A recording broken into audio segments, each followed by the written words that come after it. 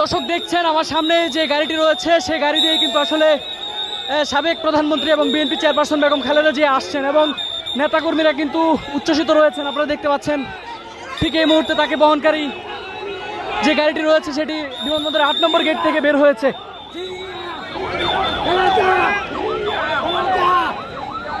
এবং আমার সামনে ঠিক সামনে যে গাড়িটি রয়েছে সেটি দিয়ে কিন্তু আসলে বিএনপি চেয়ারপারসন বেগম খালেদা জিয়া এবং সাবেক 3বারের প্রধানমন্ত্রী তিনি কিন্তু বিদেশে উন্নত চিকিৎসা শেষে দেশে ফিরছেন এবং এই মুহূর্তে বিমানবন্দরে নেতাকর্মীদের উষ্ণ অভ্যর্থনা নিচ্ছেন তিনি এবং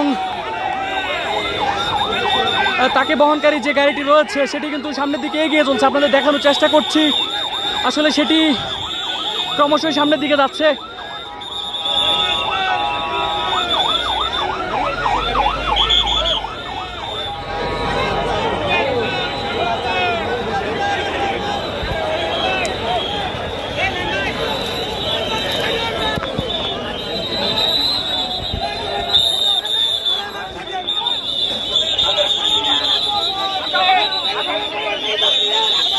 দর্শক দেখছেন যে গাড়িটি রয়েছে সেই গাড়িতে কিন্তু বেগম জিয়া রয়েছেন।